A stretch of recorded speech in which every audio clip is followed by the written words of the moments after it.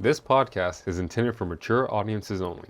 Listener discretion is advised, as the content may include strong language, adult themes, and topics not suitable for younger listeners. This podcast has no affiliation with any sports leagues or sports programs discussed on the show.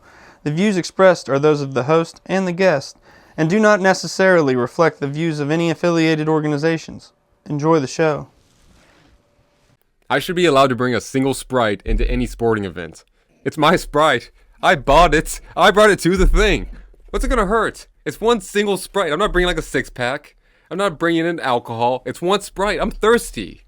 You think I'm gonna go to your sporting event, sit down and just drink a Sprite? Of course I'm gonna go buy food, go buy a beer, a souvenir, or some shit. But let me have a Sprite.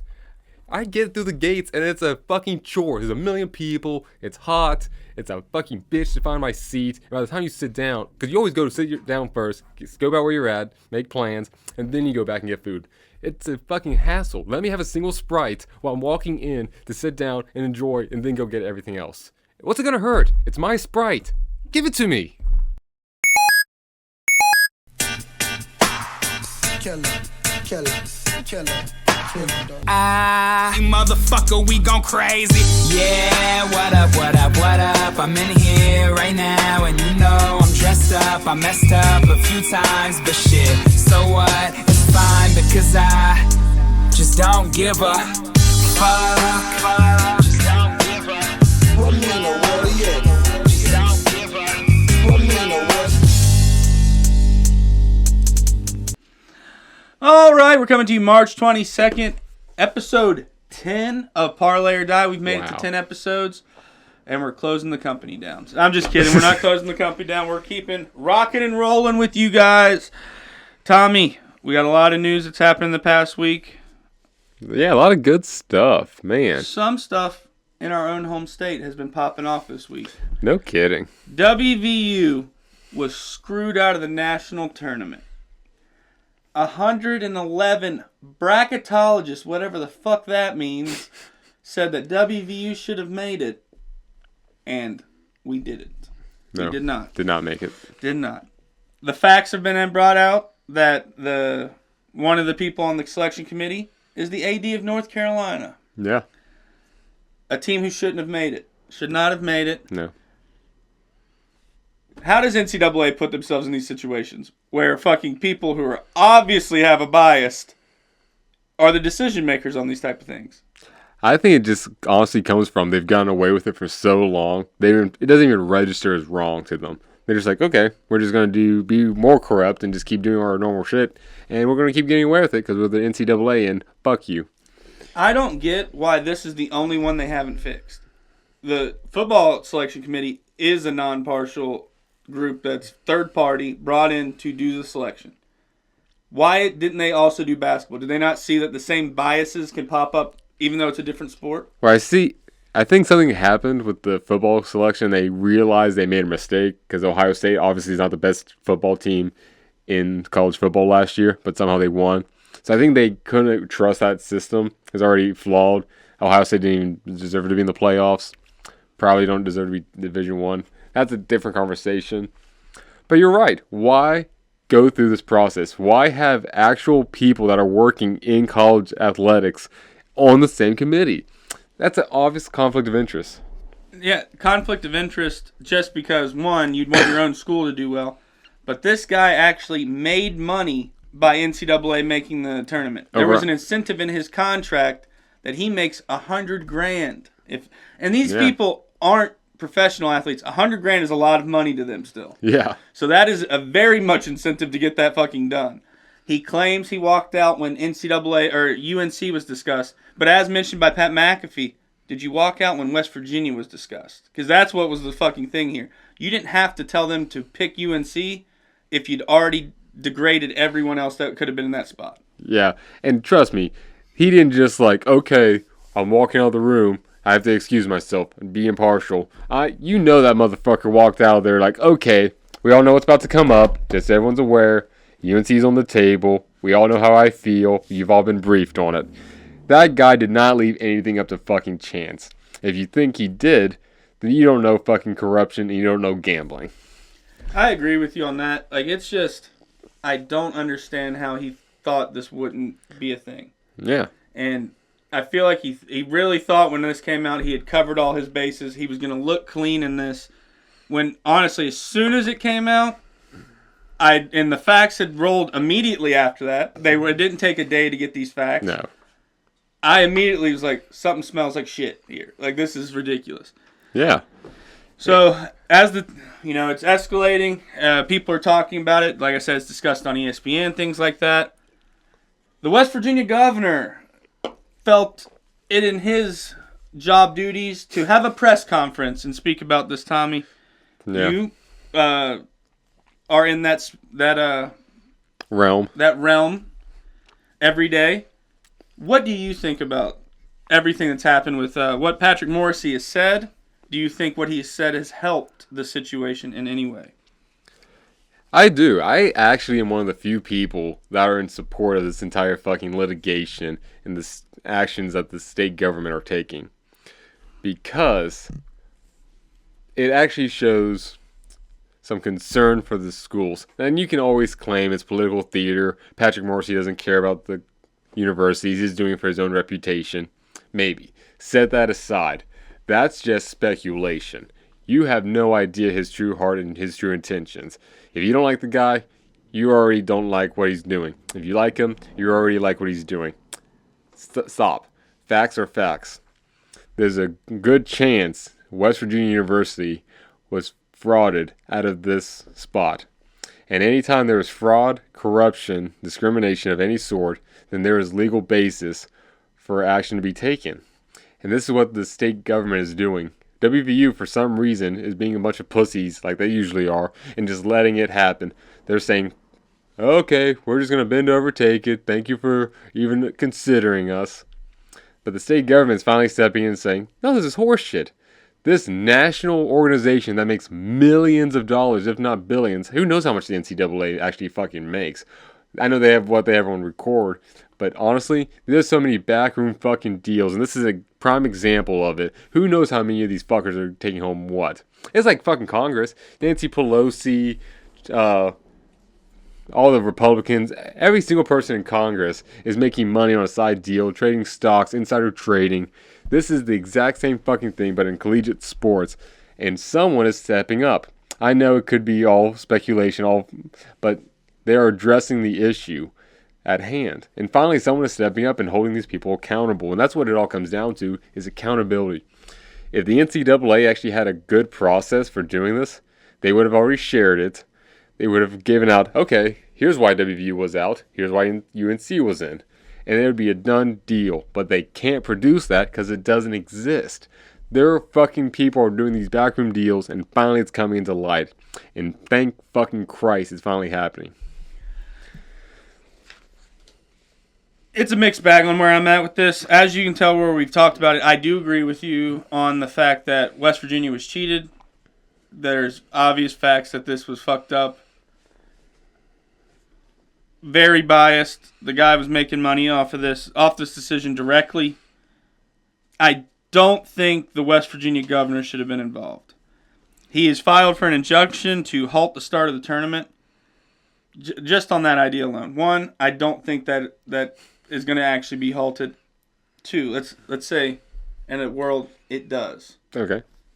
Wouldn't West Virginia be the most fucking hated state in the whole country? Because no one else is going to see it our way. Yeah. They just know that we're halting fucking March Madness from starting. That's a that good point. everyone's excited about, ramped up about. Then all of a sudden, fat fuck has halted it. And we as a state are going to get the blame for that. Not him. Like, they're going to say, West Virginia fucking sucks. Poor losers, blah, blah, blah. Yeah, we're poor losers because we got fucking cheated, but you're putting us as the criminal or the bad guy here.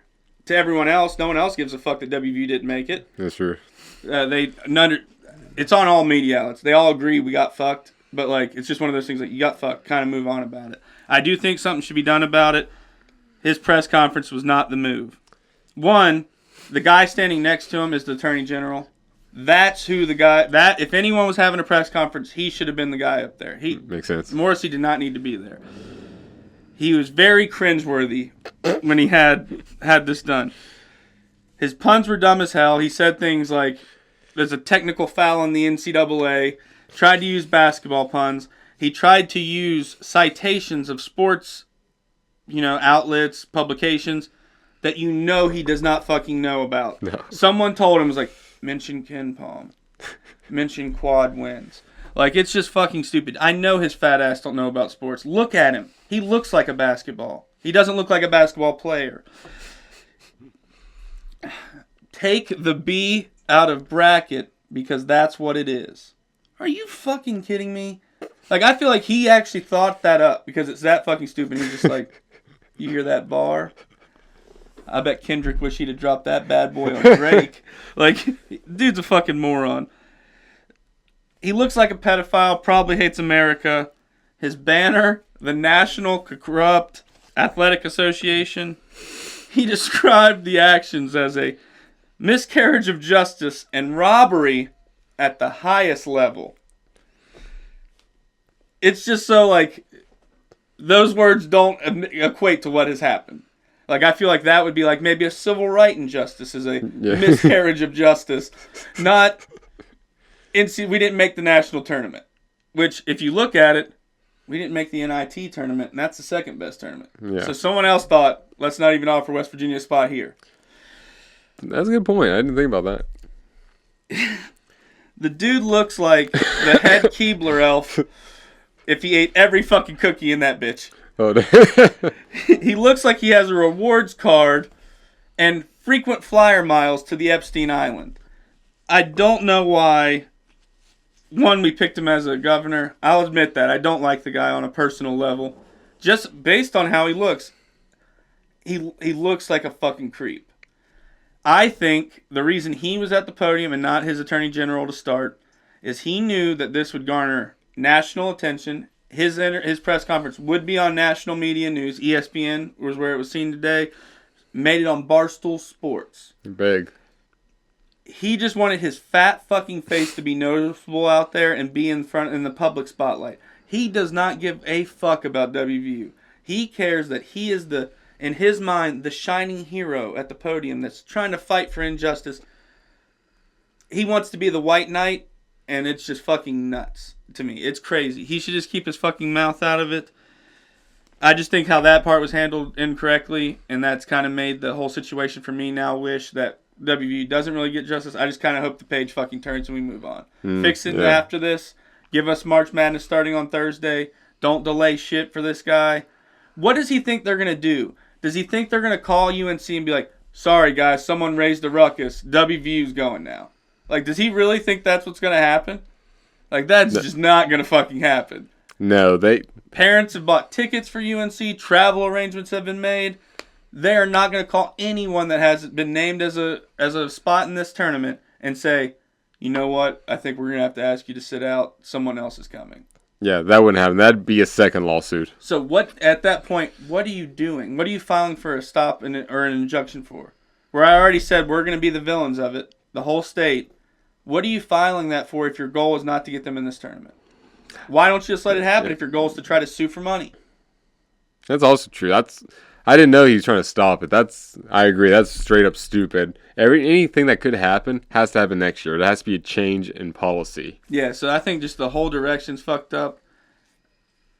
And I'd really just wish he wouldn't have gotten involved. But we'll move on.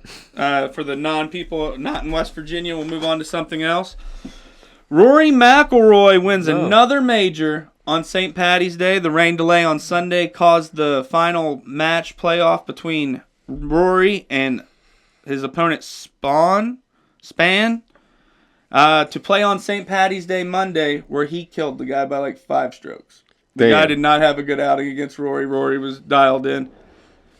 Tommy, do you think leprechauns had anything to do with this? Absolutely. To act like an Irishman doesn't get a plus bonus to his stats during St. Patrick's Day is ridiculous. It just makes sense.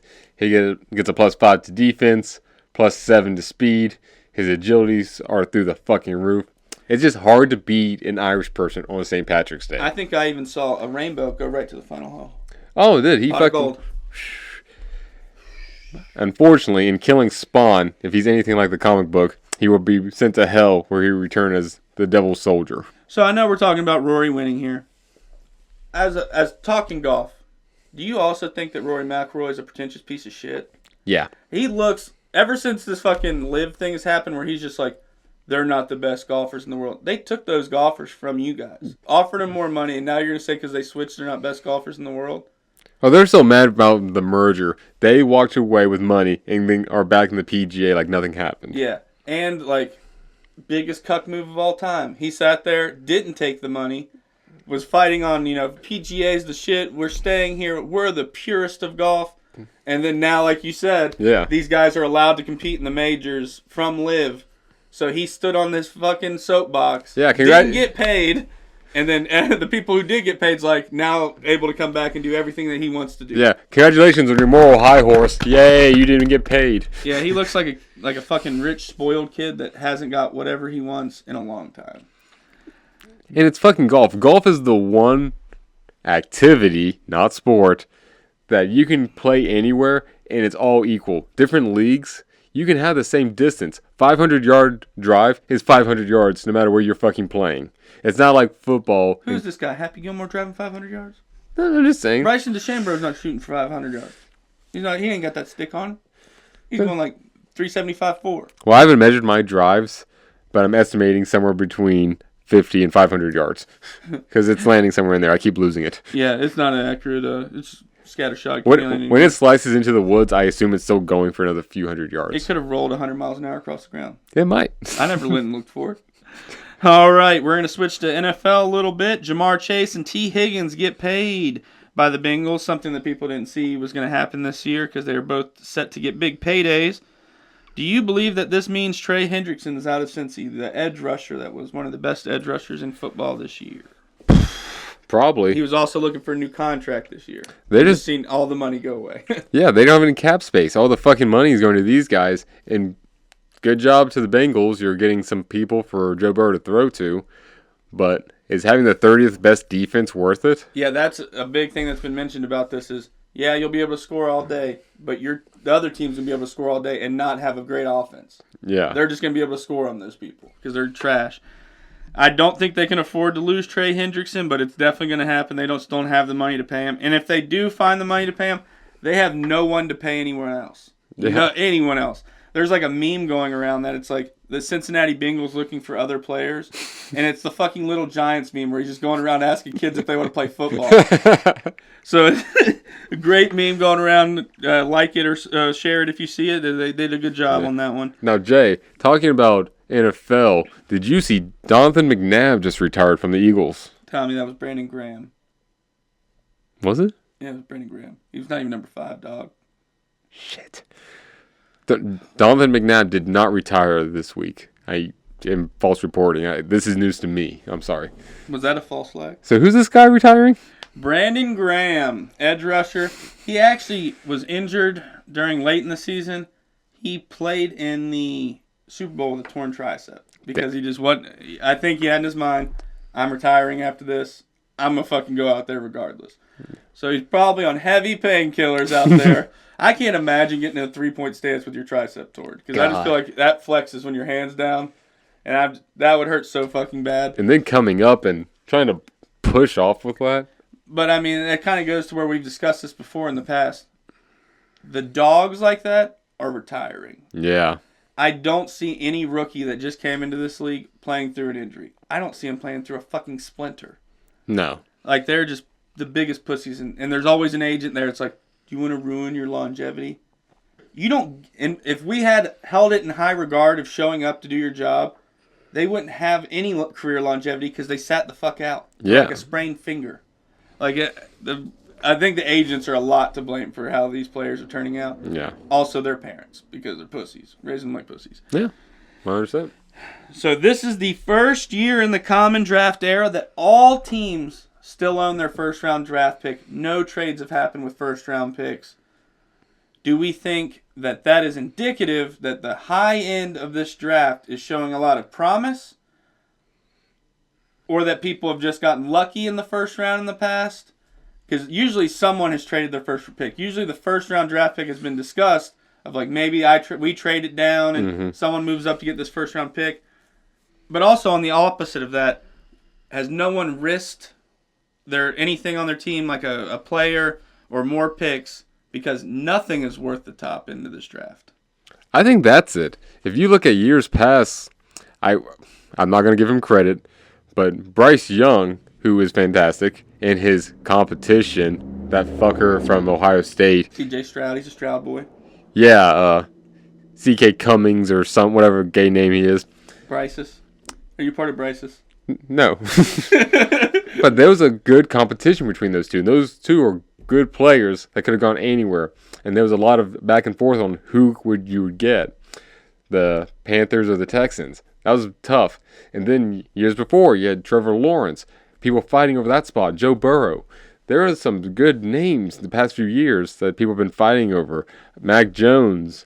Didn't even win the Heisman his year. Lost to his wide receiver. People were fighting for these heavy graduating classes. And this year... Hell, Lamar was drafted 29th in the first round. So that's like even a first-round pick that went late. That was a packed first round of athletes. Exactly. One of the number one drafts this year is Cam Ward. And no one wants him. People are actually like... This is the first draft where I've seen literally like they don't know who the first-round pick's going to be. Yeah. I've seen Travis Hunter there. I've now seen Cam Ward there. Yeah. I've seen Abdul Carter at the first-round draft pick. They literally don't know. Yeah. This is the first time I feel like ever that they're just like, we're going to find out when they go up to that fucking podium. It might be crazy because the betting odds are going to be all over the place because there's not going to be one that's like minus 1,000 Yeah. and the rest are plus money. You're going to actually see like some indecisiveness, I think, from Las Vegas sportsbooks on who is going to get this first pick. And a lot of stuff's going to come down to who just comes first in the draft. People are just going to like, okay, these are our top 10. If they're not there, we'll just keep going. Yeah, this draft class is unimpressive, and I think teams are starting to realize it's better to pick your poison, and it's better to take the poison you know. Rather take a gamble on someone you've seen compete in the NFL than someone whose mediocrity is at the college level. I think that this draft class kind of, last one a little bit too, but JD went 2, Caleb went 1. It degrades what that first pick means. Like, it's usually the best person in college football, the best athlete coming out in the draft.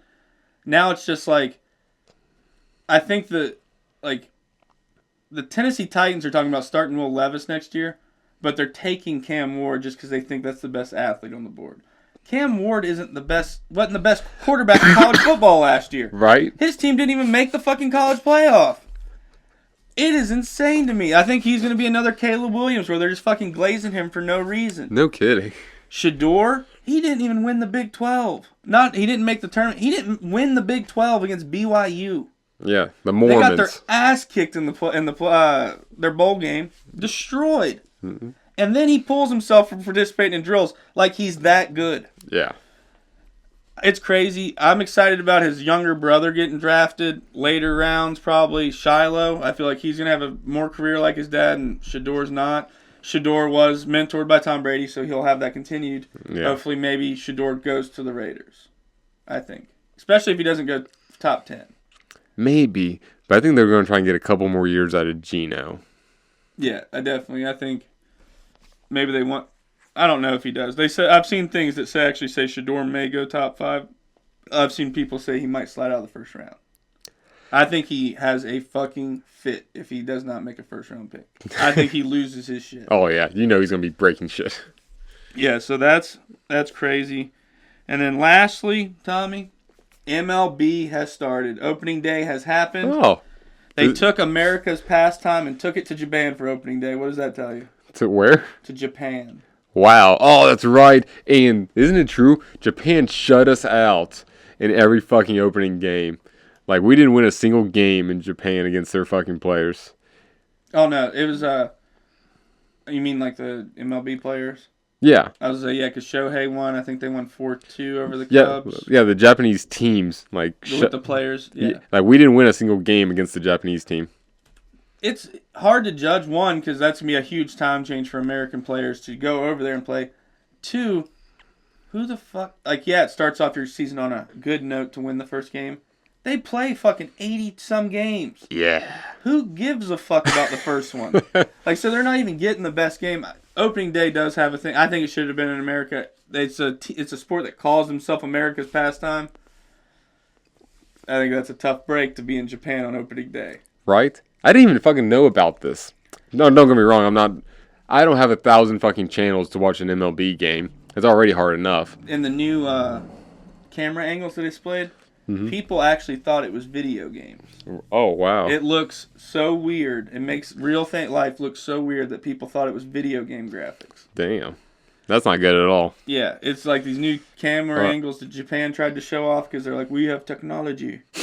but yeah, so obviously we're not the biggest MLB guys. We'll probably kind of just leave it right there, but I think that's a thing that they should have kept America's pastime, most boring sport in the fucking world. They should keep America's pastime in America for opening day at least. Go to do these powder puff games later in the season so you can spread the game to the world, things like that.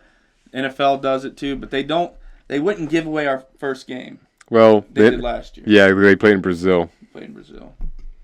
I guess I'm wrong. No, I guess the NFL, NBA, MLB, they just hate us. That's all it comes down to. I'm telling you, Roger Goodell, if you take the Super Bowl to another fucking country, I'm going to come kick you in your old ass balls. I'm going to kick you right in your goddamn balls. It's our game. It's our game. No other country even plays it that well. No, Canada football blows. You keep the Super Bowl in America, don't you fucking think about it. No. Maybe even have it on President's Day, make it an American holiday. That would Because be no one cool. else celebrates President's Day, that's us. Yeah, that'd be stupid if they celebrated President's Day. And then give everybody off work, Roger. Even though you have no say in that, give everybody off work, let us watch the Super Bowl, and then enjoy the next day with our families. Well, I wouldn't be, because I'd probably be asleep. But I have the option to spend time with my family, which I won't. No. I'd probably be in massive debt for my lost bets and be avoiding my family. All right, but we are going to go ahead and get the episode started. We have Parlay or Die Sports News Network. We have Hear Me Out. We're going to even show you our bracketology segments that were released on social medias. They're going to be part of the episode. Also, what else do we have for them, Tommy? We got our special Hear Me Outs. Yeah, we have a duo Hear Me Out this time. And Blitz the Book. Oh, a fan favorite. Ooh. We have a UFC live event from the O2 Arena in London town. So we're going to get to that, and we're going to get started. Let's go! Let's go. Hear me out. Hear me out. Athletes are the biggest pussies I've ever fucking met in my life. You talk about some of the biggest prima fucking donnas out there. Where? I can't compete in the combine. I might get hurt. Where? This guy touched me driving a basketball. I'm gonna flop. Where?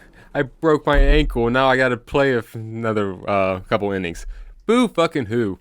Athletes are the biggest pussies ever. They find any excuse hardly not to play the sport. It's not like it used to be. I know we all keep going back. Oh, back in the day. But really, that dog in them just isn't there as it used to be. And as a result, I think the fan base needs to step up. That's right. I think a lot of this pussification that's going on with sports is a direct result of our behavior. That's right, fans. We have let ourselves down. How do we correct this? Bring back heckling. That's right. Heckling should be encouraged at every sporting event, from college up. Because our heckling is saving lives. When you're out there giving people the business, saying, hey buddy, why don't you fucking shoot a free throw every now and again? Hey, that guy is now more aware that he's doing shitty and needs to do better. These guys all the time are doing terrible, putting up bad stats, not competing, and they get a pat on the back when they go home, like, oh, you tried your best, that's fine, have at it. No, you need to go on Twitter and read about how shitty you are. We as a society have stepped away from bullying, and as a result, things are getting worse. People need to be bullied so you know how not to behave. People are just bullyable. And I think it's our job to kind of keep them in line. These athletes that make millions of dollars can handle a little fucking pressure. If me telling you you stink is going to keep you up at night in your mansion, you need to find a different fucking career. Go be a trash man. I'm not going to heckle that guy. That guy's doing awesome. All right, guys. Here is the old man on his fucking milk crate preaching to the choir. I'm going to pose you with a question. Did PC culture ruin sports rivalries? We made all these fucking words you can't say anymore. PC bullshit. People are nicer to each other on odds. I was raised in a fucking time as a Redskins fan that you fucking hated the Cowboys. You didn't lightly support the Cowboys. If your buddy supported them, you told him what a fucking moron he was. And now, it's fine, I guess. I've had Cowboys fans tell me that they wished well on the Redskins season and things like that. Keep it to your fucking self, because I'm not going to tell you I wish you well on the Cowboys season. I wish they were fucking expunged as a fucking team. And that's the kind of hatred I have in that rivalry.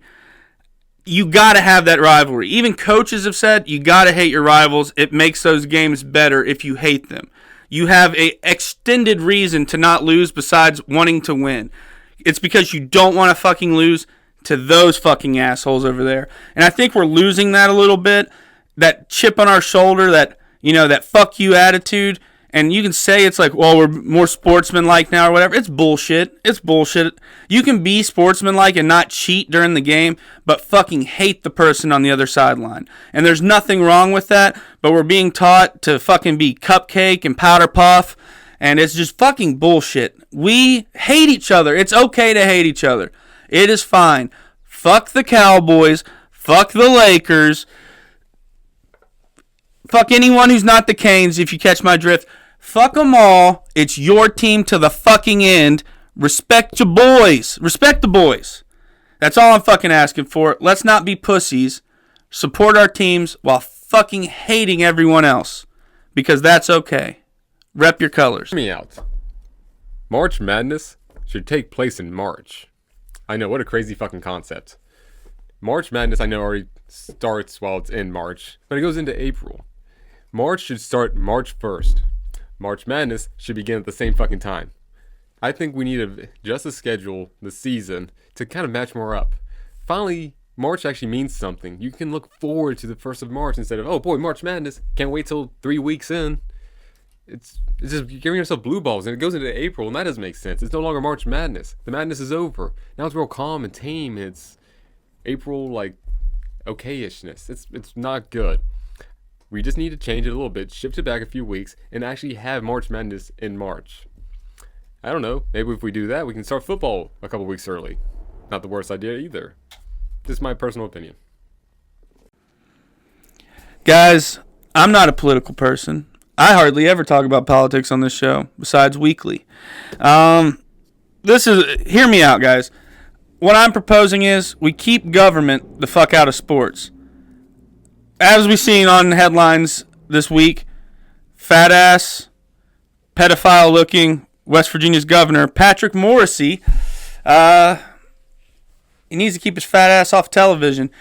There's no reason a governor should be making comments about, no matter how bad or heinous the pics are, he shouldn't be trying to flaunt his knowledge of sports that he doesn't have on the news or in front of his, people in his state. It's just fucking garbage. If it happened more than this, it'd be fucking terrible. Government ruins everything. They can't even handle government things correctly, and now they're trying to get into my fucking sports. This is a separation of fucking church and state. Sports are my church, and the state should keep the fuck out of them. Needless to say, if I see Patrick Morrisey in public, I'm going to kick him in his... Guys, I'm not a political person. Okay, hear me out. Do we really need the NCAA? I don't think we do. For too long, the NCAA has ruled over college sports and has made it so much worse. They keep players from doing what they want. They keep teams from being the best they can be. And they set arbitrary rules, regulations, and mostly just steal fucking money. The entire premise of the organization is to protect the student athletes. But really, they're just protecting their own fucking pocketbooks. I say we get rid of the whole fucking system. Right now, there's current investigation or litigation going on about West Virginia University being snubbed out of March Madness because of NCAA corruption. This is just the latest scandal in the NCAA being horseshit. They have scandals, they have corruption. I mean, it's awful. The organization stinks from the top fucking down. Get rid of it. And what happens if we get rid of it? Not much fucking changes. The schools themselves can regulate this. Hell, set up an own non-profit organization. Why is the NCAA for profit? And if it's not for profit, someone's getting rich off of it, and it's horseshit. Just get rid of the entire thing. It's awful, and I think we'll be better for it. With less rules and regulations, I think teams will actually have the freedom and the ability to recruit the best players, have the best games, and just all around make the sports better. So in football, NFL, in college, we know the star players. We know the wide receivers. We know the quarterbacks. We know the running backs. And it's really, to have a player, a star player, a positional player with a good character, they're entertaining. I think this was big in like the 90s, not really the 2000s too much. We need to get linemen back in the spotlight. These guys are literally 300-pounders that fucking derive their joy, make their money off of plowing into other 300 fucking pound men and seeing who's more man. Some of the coolest people I've ever met, athletes-wise, have been fucking linemen. They party, they drink, they protect their boys. And, personal friends, I have Levi Brown, Will Ulmer, Dalton Tucker. They're just the fucking boys, the hogs. We need to make the wild hogs fucking just more in the national spotlight. I think you wouldn't fucking regret on how great of a personality and just overall dope people that linemen are. I think the new generation, all with their Ozempic bullshit, they need to know that the big boys are fucking hosses. They're wild hogs. And I think we just need to support that more. The Eagles have kind of leaned into it with their offensive line being some of the biggest players on the team. That's why their run game is so effective. But also, you know who Lane Johnson is. You know who Jason Kelsey is. You know Jordan Mailata. And I think if more teams did this, we would know the hogs, and you wouldn't fucking regret it because they're fucking just, like I said, they're dogs. They party. They like to chug beer. It's just a fucking no-lose situation. Let's get the hogs wild. Get into a joint. Hear me out. Today's topic is the overuse of terms like GOAT, greatest of all time, Mount Rushmore player, and future Hall of Famer. Tommy, we hear these topics, names thrown around very lightly. What do you think about the overuse of these terms in our sports media outlets? I think it's a cop-out. I think it's a very easy way for reporters and people to make content by speculating. News reporting should be about facts and the news, not speculation about 20 years from now if we're going to remember some fuck's name. And the Mount Rushmore?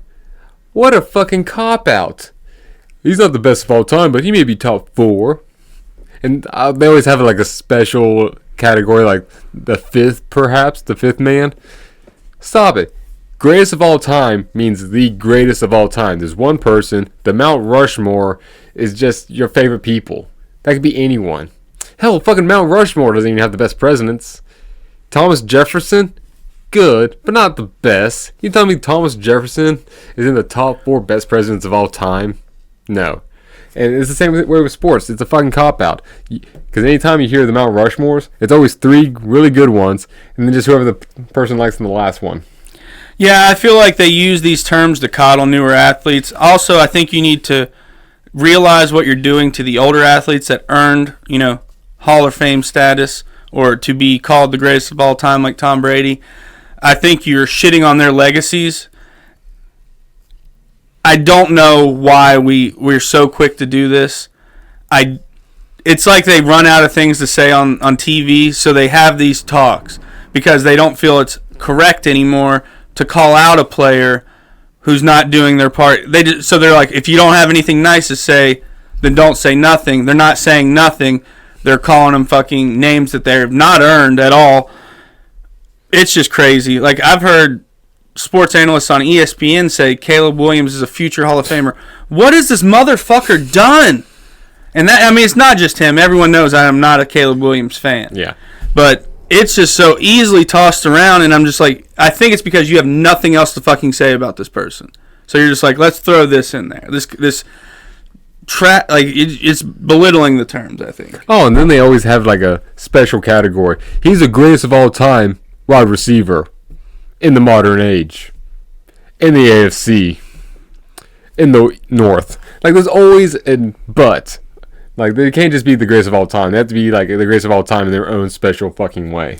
So yeah, it's just dumb. Tom Brady had a long career where he earned to be called the greatest of all time. They did not call him that the whole time. He's been gone, 2-3 years out of the league, and they've already started talking about Patrick Mahomes being the greatest quarterback of all time. Do we not remember other quarterbacks that have played in this fucking league? Yeah, he's having a good run right now. But with every NFL player, it's always in the back of their mind, just because they made the Super Bowl doesn't mean they're fucking going back. So you're telling me if Pat Mahomes never makes another fucking Super Bowl, you've been just blowing names out your fucking ass for 4 years, just fucking glazing this guy, giving him both hands, and then what? Like, try to take that away from Tom Brady, who fucking earned it. He didn't really start getting called the greatest of all time till maybe the last 3 to 4 years of his career, when he already had 6 Super Bowls. Yeah. He's been to more than 7, and he has 7 rings now. Like, it's fucking ridiculous to even mention that curly-headed fuck Patrick Mahomes' name. I agree. And basketball is one of the worst, too. Because at least Patrick Mahomes has some decent stats. But in, the NBA, Michael Jordan is right now regarded as the GOAT. And they'll toss anyone in that ring with him. Steph Curry, LeBron, Anthony Davis, Kyrie Irving. If you make a layup, they're tossing you in that fucking conversation. It is ridiculous. Yeah, it just literally shows the hand of our sports media people that it's a fucking recency bias at all times. Yeah. It is what have you seen lately and not what has been recorded over time. And it's so quickly to throw out legends who played their whole careers. And NBA players, like Tommy said, they played the fucking season. They weren't sitting out games for fucking because they don't know if they could make it all the games. Yeah, some of them were versing fucking plumbers and part-time policemen and firemen and shit like that because they needed players. But the fucking policemen and plumbers were playing whole seasons in the NBA. Yeah. And you're telling me a fucking goddamn professional athlete can't play a full season? That is your job. That is what you're paid to do. If you cannot do that, then you are not qualified for your job. That's just the way I'm seeing it on that. That brings up a good point. A lot of times in modern day, the recent bias, they talk about stats. Stats are a big thing. Analytics, yes. Saquon Barkley rushed over 1,000 yards. That's great. But if you compare that to decades prior, the rules are different. The equipment's different. The fields are different. You cannot compare stat by stat. I think it comes down to games won, championships, something tangible. And where you're going with Saquon, I hate the Eagles. I'll give Saquon what he did last year was impressive. Yeah. But as many people threw in at the end of the season, he had a whole fucking extra game to get where he got. Yeah. So what he missed when he sat out a game for load, watching load management, things like that, Eric Dickerson had already fucking hit that record. His season was done when Saquon decided to sit out. So it's not like Saquon sat out to not get the record. He actually just played the same amount of games that fucking Eric Dickerson did and got the record. Yeah. So that just shows you actually did, completely fairly, fell short. And I think we cannot forget the people who came before us. We stand on the shoulders of giants, as they say. And this recency bias just kind of fucks up sports history, I think, completely. The guys get out to demonstrate their acting chops for potential purchases of ad space. These are their unreleased audition tapes. Tommy Guns, Rocky Balboa, singing with his son, Mark. Let me tell you something you already know. Life ain't all sunshine and rainbows. It's a very mean and nasty place, and it will beat you to your knees and keep you there permanently if you let it. But you, me, nobody is going to hit as hard as life does. But it ain't about how hard you hit. It's about as hard as you can get hit and keep moving forward. How much you can take and keep moving forward. And that's how winning is done.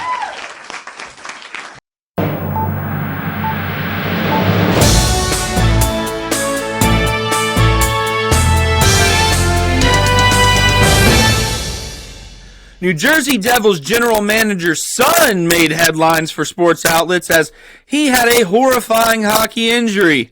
This made headlines because the Devils aren't doing shit to make headlines. West Virginia is in the news recently, with head coach Richard Rodriguez recently announcing that he is no longer allowing his players to do TikTok dances, saying that the dances take away from the competitive edge he's trying to display in the team. Instead, the coach is having them do boomerangs so that they can remind everyone that they used to be a good team 20 years ago.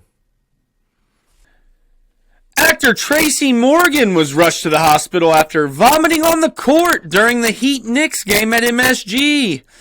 I don't blame you, Tracy. If I was a Knicks fan hoping for a championship, I would puke on the floor as well. I would like to describe their season so far by the date of 9/10/2001. We all know what happens next. The biggest assholes in the world, the Ohio State, are being investigated by the U.S. Department of Education for alleged anti-Semitic protests being led by the student body. The university is also being investigated for apparently breaking DEI bans set by the federal government when they became the world's biggest fags. UFC fighter Conor McGregor makes his foray into politics last Monday with a visit to the White House on St. Patrick's Day. Conor said this is a big day for our two countries, while Trump advised that we are just after his lucky charms. Elon Musk was also in attendance for the meeting, although he only stood in the corner saluting no one. You know, because he's retarded. All right, guys, and we're starting off Blitz the Book again with UFC Fight Night live from the O2 in London. For the first what? Oi. Oi! Oi, oi, oi! It's a new thing I'm trying, Charlie. Oh, bloody hell! Oh, bloody. All right, for the first night of the evening, we have Jordan, the Epidemic, Vucinic, Vucevic, Volva, 13-3. He is minus 400 favorite versus Chris, the Problem Duncan. He is 12-2, plus 285 underdog. This is in the lightweight division. Volva is 5'9" with a 73-inch reach. That's a big vulva. And then Duncan is 5'10" with a 71-inch reach. They both fight out of the orthodox stance. Tommy, who do you have in this one? The vagina or the problem? Sometimes it's both. Sometimes the problem is the vagina. Yeah. And it's not me. I mean, I can get it up anytime I want. I don't need medication. Quit giving me commercials for hymns every time I log on to Hulu. I'm going to give you a tip here. Don't ever go after a vulva that is nicknamed the Epidemic. I wouldn't do it. Oh, that's true. I wouldn't do it. Ooh. That's how you get the Black Plague. And so, like a Volvo, the vehicle, I'm going to avoid this one. I'm going with Chris the Problem Duncan on the upset. I'm just going to be honest. I don't know much about these guys, but I think it's a problem. I think we have a solution. I'm also going to go Chris the Problem Duncan just because of all the stuff I already said about this guy. I just can't in right mind take him to win a fight. I just can't do that. So I'm going to go Chris the Problem Duncan. We're just going to move on from there. Alrighty. We're going to go on to the next one. We have a fight in the women's strawweight division. Molly Meatball McCann. She's a Scouser. A real Liverpudlian. What's a Scouser? People from Liverpool. They're the anti of the Terrys. Oh, okay. Yeah. They hate Terrys. A real terrorist. Oh, yeah. That'd be something they'd say. Molly Meatball McCann, 14-7. She is the plus 152 underdog versus Alexia Burgasina Thainara. She's 11-1 and the minus 196 favorite. Molly McCann is 5'4", and with a 62-inch reach. Vallejos, that's Thainara, is 5'4" with a 67-inch reach. And they both fight orthodox.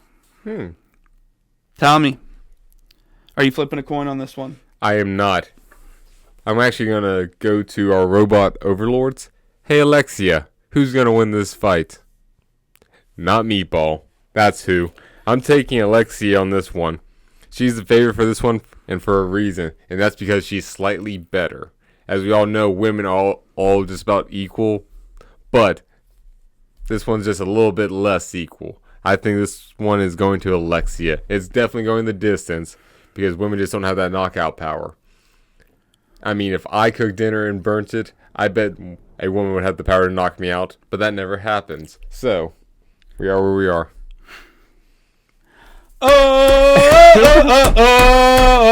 I'm going Meatball Molly. In this one, she is friends of Patty the Baddie, who's fighting soon. Ooh. And fires me up. I think he's helping her in the gym. I hope he is. They're best friends. So I'm going with Meatball Molly being a homer. And get some plus money. Follow me. She's fighting in front of her home crowd. All right. They fight like this over there. Hey, I think You know that? I think this bridge is falling down in this London. All right, we're going to move on to the next fight. We have Gunny Nelson. That's clever, right? Someone called him Gunny once. All right, 19-5 with one draw, minus 146 favorite. He is versing Kevin Trailblazer Holland, plus 114. This is in the welterweight division. The height for Nelson is 6'3" with an 80-inch reach. Holland is 5'11" with a 73-inch reach. Nelson is fighting out of the switch stance. Holland orthodox. And as you can tell, I just realized how big of a height disparity there was right there. Yeah. Live on tape. That being said, I'm going with Gunny Nelson. That's me. That's just what I'm doing. What are you doing, Tommy? Well, I'm not regarded, so I'm definitely gonna take Gunny too. A Kevin that's 5'11" with a 7-inch reach disadvantage. I mean, those viewers at home, look at yourself in the mirror. You all know a Kevin. Find that Kevin. Can he fight? No, he can't. There has never been a tough Kevin that has ever been born in the history. What of about ever. Home Alone? You stand corrected? No, I do not. Kevin McAllister never entered in a fist fight. If any of those burglars actually caught him, I don't think he'd actually win in a fight. Kevin McAllister ruined Joe Pesci's career. He could never be in another mob movie after that. They were like, you got beat up by a fucking child. He didn't need to. He's already fucking a made man. You can't execute those guys. We never got our My Cousin Vinny sequel. It deserved to be made. It didn't need to. We don't talk about that thing. It's this little thing of ours. All right, so we're both taking Gunnar Nelson to win this one over Kevin Trailblazer Holland, and Holland needs this one too, so maybe he fights desperately and gets knocked out. In the co-main event of the night, we have Jan Blachowicz. He is 29-10-1, coming in as a plus 210 underdog, versus Carlos Olberg. He is 12-1, minus 280 favorite. Tommy, what you feeling? I like Carlos on this only because he doesn't have a tie on his fucking record. I don't like ties. I don't think they should exist in sports. Honestly, I don't like when soccer does it. I don't like when any sport fucking ties. Have a kick out. Have a way of settling it. Ending it is the most pussy way ever. I think having a tie on your record is actually indicative that you are a piece of shit. And I don't think you deserve respect. And you should be executed on the spot. So, Carlos. I have a very strong feeling for this Carlos. And if you remember, Carlos was the badass in the Magic School Bus. Like, that guy was always, like, mad dog. Like, he was top of the class. Like, Tommy, I think you just thought he was cool. I thought he was cool. I think you thought he was the coolest one there. He had the backwards hat. That showed you he was the coolest kid. Showed him he was the alpha male of the group. All right. I'm going Jan Blachowicz here. Jan's got a lot more experience than this guy. The tie you were mentioning is to Magomed Ankalaev, who's now the champion, and a title fight for the belt. So that one tie is something. I don't like it. So I'm going Jan Blachowicz here. Carlos Olberg just doesn't have the experience. Jan has beat his campmate Israel Adesanya in a fight, and I think he's gonna the body control pushing for control along the cage, and if Jan can get any takedowns, I think that's gonna be the difference. He's gonna try to put blood in Carlos's arms by having to wrestle. When your arms fill up with blood, you just don't have that pop in your punches anymore. So I think that's what Jan's going to do. I would take it by decision. Ooh, that's fair. All right, for our main event, we have Leon Rocky Edwards.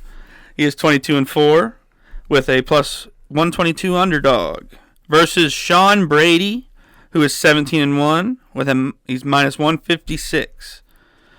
He is this is taking place in the welterweight division, 5 rounds. Edwards is 6'2", 74-inch reach. Brady is 5'10", 72-inch reach. Edwards is fighting southpaw. Brady, orthodox.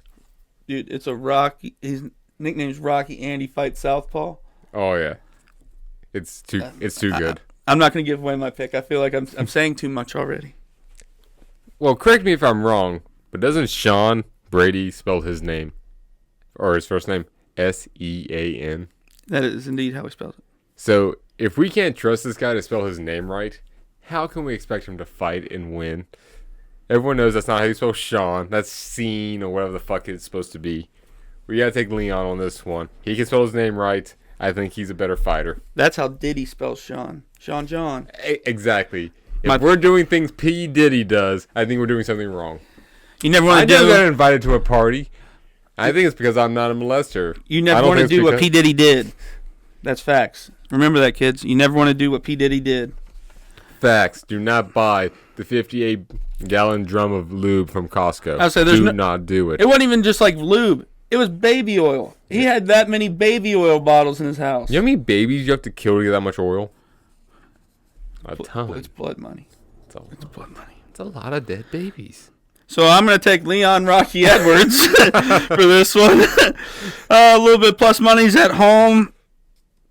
He went the distance with Bilal, I think. I don't like Bilal. I thought that was a bullshit fight, kind of. He said Leon had his excuses, whatever, but I think this one in front of his family and stuff, he's a better striker. If he can stay on the outside, not get close enough for Sean Brady to wrestle, I can definitely see Leon's path to winning as a knockout. He knocked out Kamaru Usman, who's a very good wrestler. Yeah. Knocked him out cold, took his belt when people were already trying to call him the GOAT, which is insane. So I think he's got a lot of promise here. And plus money, why not? Yeah. All right, solid. All right, guys. So next we're going to move on to NBA parlays. All right, Tommy, we're getting on to the basketball NBA parlays. Yeah. We're going to start with March 22nd. Tommy, what do you have for today? We're starting off with an easy one. This one's a slam dunk. We got the Nets against the Pacers at home. Definitely take the Pacers to cover. They've been doing great all year. They're high in their conference. They're at home. This one is a no-brainer. I like Tyrese. That's a good one. Absolutely. Parlay that. We got the Warriors-Hawks in Atlanta. You're going to take the Hawks, of course. Golden State's great at shooting. Maybe take Steph to cover his over. But ultimately, Golden State don't play no defense. And that's what's going to kill them. Take the Hawks money line. Then finally, we're going to end it with the Wizards-Knicks. Knicks, I know people have been puking at their performance lately, but if you've seen a Wizards game, I'm surprised you're not having fucking killed yourself like Gandalf the fucking Grey. So, we're going to take the Knicks. They're at home. It's an easy one. Tracy Morgan, please quit eating raw meat and getting food poisoning. I think that's a solid parlay right there. All right. It was pretty good. Pretty good. Thank I you. disagreed on one, but we'll see. You'll see. I'm not going to give it away. Well, you're wrong, and that's fine. We'll see about that. March 22nd, I have Lakers cover on the Chicago Bulls. I think that one's going to be an easy one. Nice. Luka's going to have a game. He has been having games. He's got his game back. Then I got Golden State money line over the Hawks in Atlanta. That's the one. That's the one. Steph's going to ball in these. I can't say that word. I can't say that one. Stunt on these hoes. Yeah, stunt on these hoes. Down in the A. You know what I'm saying? The dirty. I do not, Jay. Would you elaborate? I heard it in a rap song. I think it was it Luda? Down that dirty. Nope, Nelly. I think maybe. It was somebody. You gotta be careful. You can't get your rap It wasn't guys mixed up. Eminem. I know that. It was not him. It was not him. Post Malone, Young Gravy. We know these for a fact. March 23rd, I'm taking Thunder. Clap the Clippers. All up in that ass, boy. Shai Gilgeous-Alexander, SGA, is going to get his. I think he's going to go over 30. And they will beat the Clippers at home. And then I have Nuggets over the Rockets. I think the Nuggets are a better team, and that's that. And that's our NBA picks. I think that's solid. I think that's a fair fucking thing, except for your bad pick. But ignore that. Solid. For our friendship, I'll let that slide. Fair. All right. That's big of you, Jay. And when I'm wrong, I'll try not to kill myself. All right, and we're going to go on to NHL parlays, Tommy. Nice. Are you hot or cold on this one? Oh, I am. How'd you do last week? I did pretty well, actually. I won the majority of my bets. Of course, lost one. Not going to talk about it. But every week's a new week. Starting off, we've got the Canucks Rangers. This one I'm actually going to take an upset. I'm taking the Canucks in New York. And that's because I do not respect the Rangers as a program. I think they're all absolute dog shit. And I hope they burn in hell. So yeah, Canucks. You're 9/11 as a person. Me? Yeah. Yeah. But not even like the good 9/11. I'm the 9/11 plane that went down in the field in Pennsylvania. Aaron Rodgers would be happy that you're going to take over 9/11 as a person because his knee actually went down on 9/11. But you're just a dickhead to New York. Which is what 9/11 was, a dickhead to New York. It was, but if New York was better, I mean, New York doesn't have a decent fucking team right now except like the Knicks. And even they're just like okay. Go ahead, name one good New York team. I'll wait. The New York Liberty. Oh, damn. They just won the WNBA championship. Damn. You got me on that one, Jay. I'll concede. Anywho's, we're moving on. We got the Sabres versus the Wild. Once again, a New York team being ass. We're going to take the Wilds. Sabres are dog shit all fucking season long. Bottom of their division. Can't win a game if they fucking had to. Then we're going to round it out. Flyers, Stars. The Flyers are going to be seeing stars after the Dallas beats the hell out of them. And like Meek Mills would say, like a Philly inward, they are going to be flying back home. I think Dallas has this one. Right there, you got a solid 3-game parlay.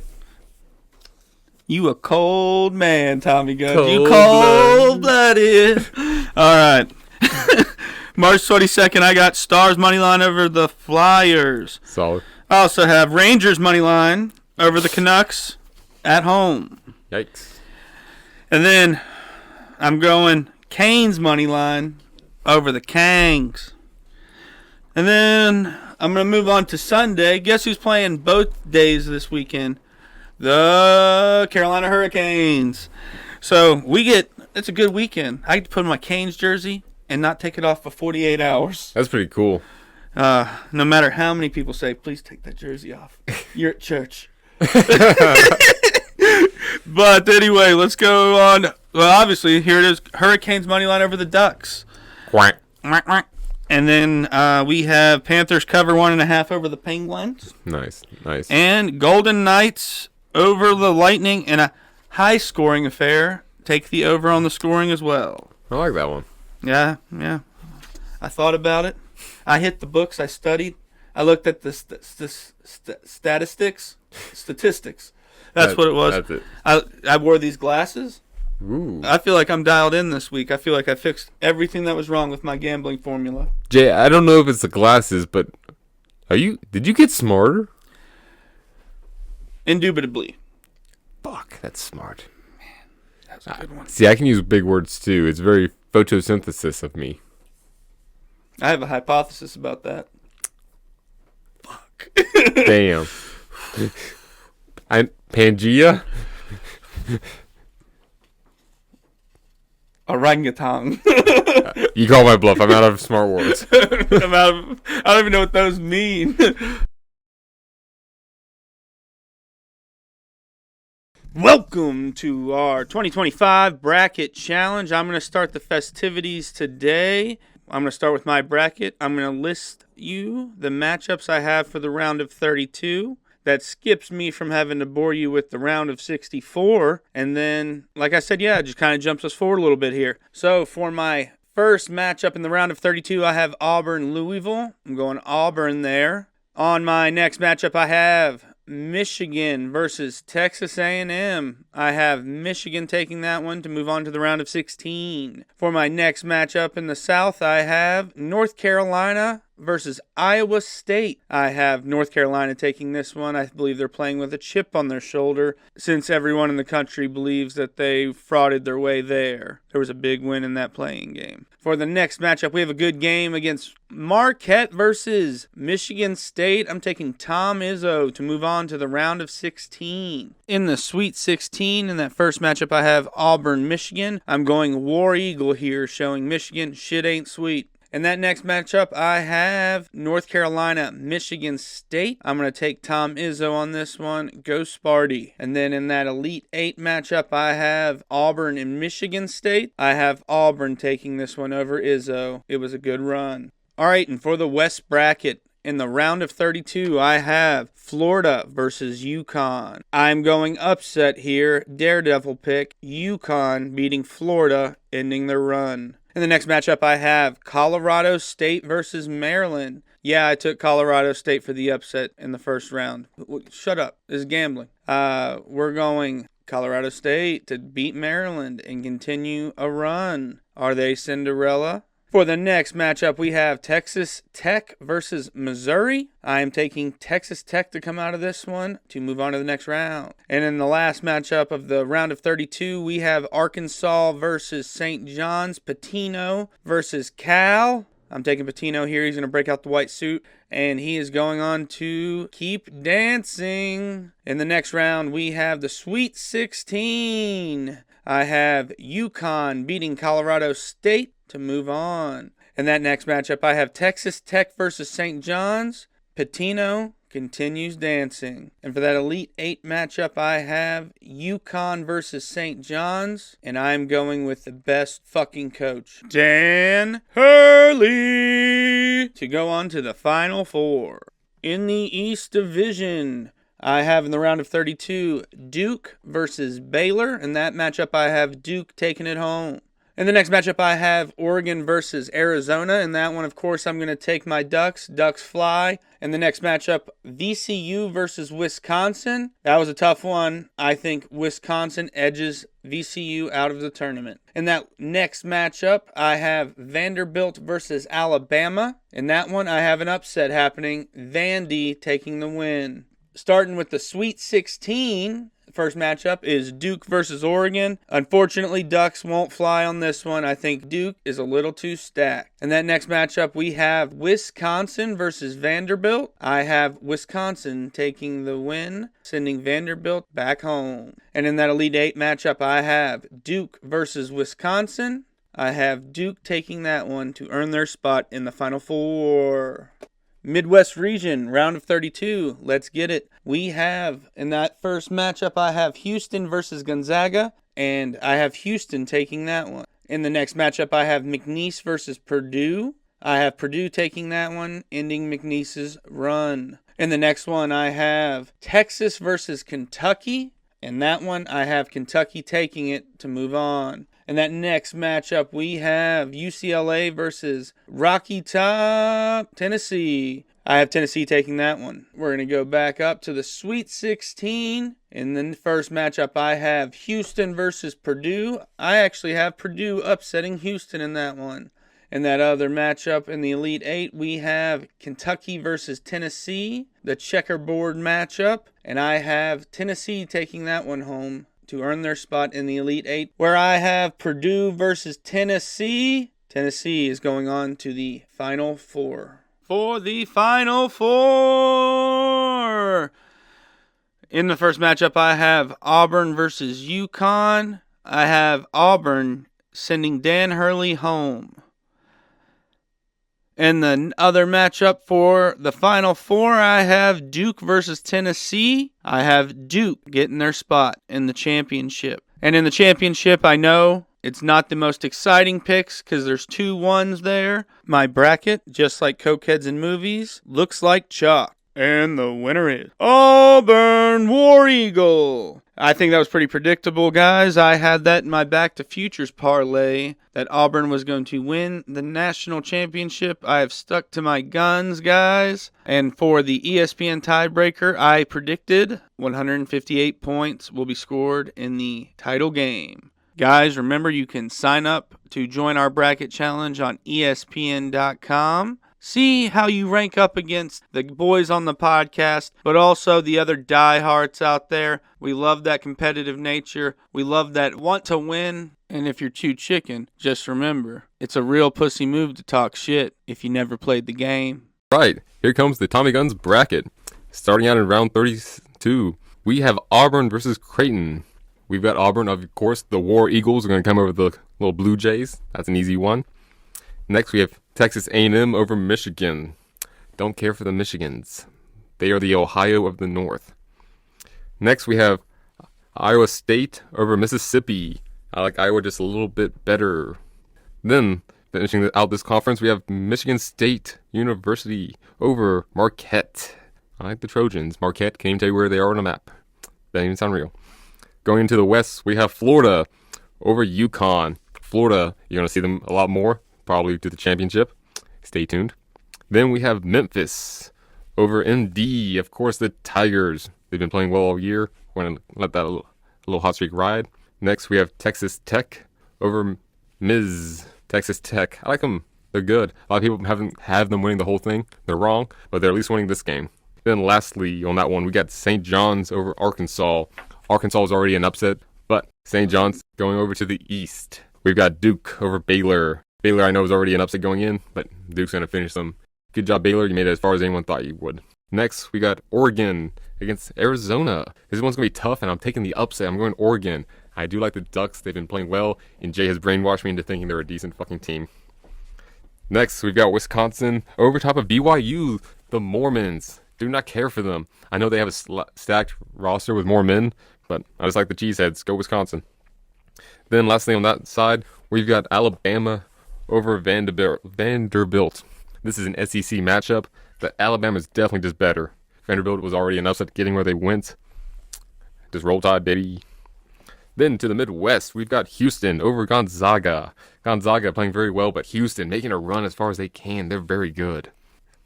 Then next, already fucking out, we have McNeese versus Purdue. This is where I would have Clemson winning it, but I am a big dumb fucking idiot and took Clemson to win a game when they fucking didn't. Boo on me. I will try my hardest not to cry myself to sleep. Moving on, we've got University of Kentucky beating Illinois. I know, I don't like betting on Kentucky either, but they're going to win this game. I don't like it either. We'll get past it. Then, lastly, we've got Tennessee, the Volunteers, beating UCLA. I like the Volunteers. They're a good team. They played well last year. They're going to go very far. Then, let's take it to the Sweet 16. We're taking Auburn over Texas A&M. Auburn, I just like those War Eagles. They're going to fly high. Next, we got Iowa State over MSU. The Cyclones, they're going to be tough to beat. I guarantee it. I could be wrong this next one, but they're at least winning this one. Then Florida over Memphis. That's a no-brainer. The SEC is just so much better this year. Memphis should be proud to make it where they made it. Next, we got Texas Tech over SJU. I do like the Texas Tech. I'm a little biased. I think it's a solid team. They've made me a lot of money in the past. Moving on to the East, we got Duke over Oregon. This is pretty much everyone's bracket. If Flag stays healthy, Duke has no problem winning this whatsoever. If Flag goes down, it is going to be a battle to the fucking end. But I still think Duke has it out. Finishing up the East, we have Alabama over Wisconsin. Wisconsin, good job, you cheeseheads. No one expects you to make it that far, except me. But those elephants are going to stomp. And to the Midwest, I'm already fucking out. My bracket has Clemson beating Houston here. I am already suffering. Put me out of my fucking misery. And lastly, we've got Tennessee beating University of Kentucky. These guys are neighbors, don't care for each other. I don't like UK. I don't like the fucking United Kingdom, UK. Nothing about it is good. Take Tennessee. Then to the Elite Eight. Auburn over ISU. This one's going to be a hell of a fight, and I definitely would take the over because Auburn doesn't like defense, and this will be a scoring fest. Out of the West, we got Florida over at Texas Tech. Like I said, Florida, you're going to be seeing a lot of them. Out of the East, you got Alabama over Duke. This is actually where I think Duke hits its stopping point, flag or no flag. I just don't see them beating out Alabama. Alabama's been playing very well all year, and they're that sleeper agent. I do not think this is going to be like Hiroshima where the flag will be raised at the end. I think flag goes down. Alabama. Out of the Midwest, Tennessee over finally Clemson, where I expected them to fucking lose instead of the first round. I know you're laughing at me. It's okay. I'm laughing too. Behind the tears. Then, final four. We've got Florida over Auburn. I know the War Eagles had a hell of a fucking season all year, number one most of the time. But this is where they go down. I have not been impressed with Auburn when they needed it the most. I think this is going to be an example of them just choking hard. Then we have Tennessee over Alabama. Another mighty fucking game. Could go either way. But I just think Tennessee, I think the Volunteers have this. Fuck the Roll Tide. And then, of course, we have the end of the game. We have Florida beating Tennessee, and they're going to win mighty hard. It's going to be a tough one, but I think the Gators got it, baby. The more you know, moment of the show. Did you know the closest anyone has ever come to picking a perfect bracket was in 2019, when a neuropsychologist from Ohio correctly picked the first 49 games before finally getting one wrong in the Sweet 16. The more you know. All right, that was our episode today. We gave you everything we have out of our souls, our brains, and our hearts.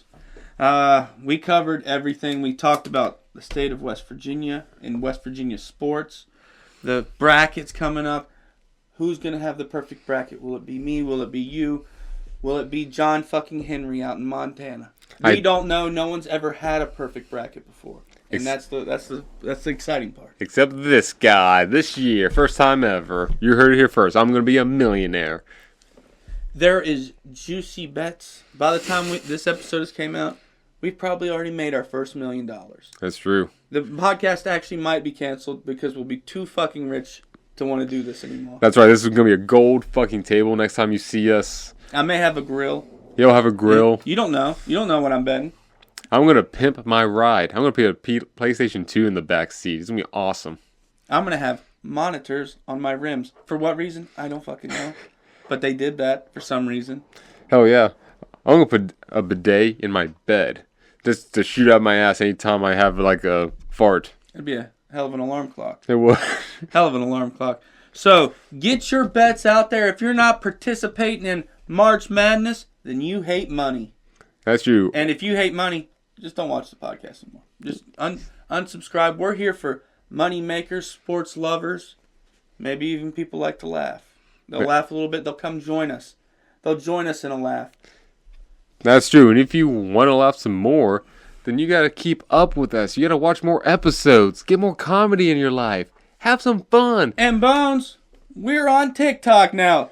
Parlay or Die is live on TikTok. I know, we don't like it either, but you can follow us there. You can follow us on YouTube, Facebook, Instagram, Spotify, all major platforms where playlists or podcasts are played. And we got Zach. He is our TikTok connoisseur, our producer. He is tearing it up with the clips on TikTok. Show him some love. Hit the follow button. Like, share. Share him out a little bit. Help Zach out. Let's get this moving. Let's get some movement in our followers and fan base. We need more fans out there. We need more diehards out there. That's true. Tell your friends. Tell your family. Gather them in the living room and sit them down and say, hey, if you're going to be a piece of shit, at least be a piece of shit that watches Parlay or Die. Tell them what a positive impact we've been on your life. We're your best friends that don't even fucking know you. That's true. So, go into your mom's purse, steal some money, and make sure you're able to afford internet service to continue to watch us. And then you send us in our DMs their card numbers. We need all the card numbers. Expiration date, 3-digit code on the back. Is it a Visa, a MasterCard? I don't need to know if it's a chase card. I don't give a shit. Yeah. But tell me maybe if I need to know what the max I can use is, because I don't want to fuck it up. Or the billing address. Yeah, the billing zip code, I need that as well. Basically, I want to use your cards and shit. Basically, in a nutshell, I'm stealing your parents' money, but it's not your money. It's not. So, like and subscribe. We will see y'all next week where we will discuss our wins in the tournament, where we're going right. We're not going to go wrong anywhere, so we'll see you next week. Thank you. I never meant to be so bad to you. One thing that I said that I would never do. A look from you and I would fall from grace. And I would wipe the smile right from my face.